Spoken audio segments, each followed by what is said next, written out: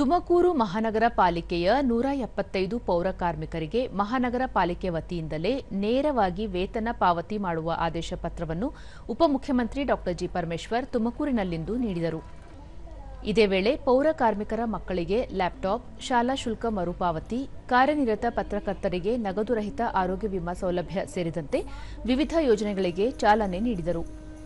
ಈ ಸಂದರ್ಭದಲ್ಲಿ ಶಾಸಕ ಜಿಬಿ ಜ್ಯೋತಿ ಗಣೇಶ್, ಬಿಎಂಟಿಸಿ ಉಪಾಧ್ಯಕ್ಷ ನಿಕೇತ್ ರಾಜ್ ಮೌರ್ಯ, ಜಿಲ್ಲಾಧಿಕಾರಿ ಶುಭಾ ಕಲ್ಯಾಣ್, ಮಹಾನಗರ ಪಾಲಿಕೆ ಆಯುಕ್ತರಾದ ಶುಭಾ, ಜಿಲ್ಲಾ ಪಂಚಾಯಿತಿ ಮುಖ್ಯ ಕಾರ್ಯನಿರ್ವಹಣಾಧಿಕಾರಿ ಬಿವಿ ಅಶ್ವಿಜಾ ಸೇರಿದಂತೆ ಹಲವರು ಉಪಸ್ಥಿತರಿದ್ದರು.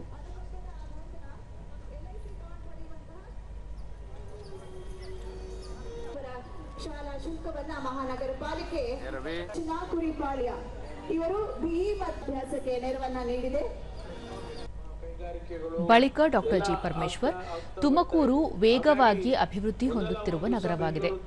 ಬೆಂಗಳೂರಿನ ಸಮೀಪಕ್ಕೆ ವಿಸ್ತರಿಸುತ್ತಿರುವ ಹಿನ್ನೆಲೆಯಲ್ಲಿ ಮಹಾನಗರ ಪಾಲಿಕೆಗೆ ಇನ್ನೂ 14 ಪಂಚಾಯಿತಿಗಳನ್ನು ಸೇರಿಸಿ ಗ್ರೇಟರ್ ತುಮಕೂರು ಅಭಿವೃದ್ಧಿಪಡಿಸುವ ಗುರಿ ಹೊಂದಲಾಗಿದೆ. ಇದರಿಂದ ಅನೇಕ ಸೌಲಭ್ಯಗಳು ದೊರೆಯಲಿವೆ ಎಂದರು.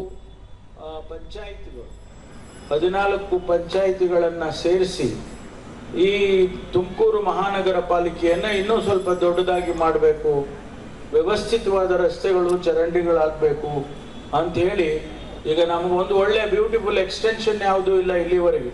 ಅದನ್ನ ನಾವು ಹೊಸದಾಗಿ ಮಾಡ್ತಕ್ಕಂಥದ್ರಲ್ಲಿ ಮಾಡಬಹುದು ಅಂತೇಳಿ ನಾವು ಈಗಾಗಲೇ ಯೋಚನೆ ಮಾಡಿದ್ದೇವೆ.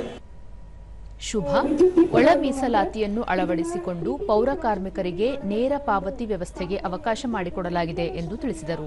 ಒಂದು ಮಾದರಿಯಾಗಿ ಮಾಡಿದ್ದು ಮತ್ತು ಪ್ರತಿ ತಿಂಗಳು ಸರಾಸರಿ 6.5 ಲಕ್ಷ ಯೂನಿಟ್ಗಳನ್ನು ನಾವು ಸೇವ್ ಮಾಡ್ತಾ ಇದ್ದೀವಿ. ಅದನ್ನು ಸಹಿತ ನಾನು ಮಾನ್ಯರಿಗೆ ಇದನ್ನ ಒಪ್ಪಿಸಬೇಕು ಅಂತ ಇದ್ದೀನಿ.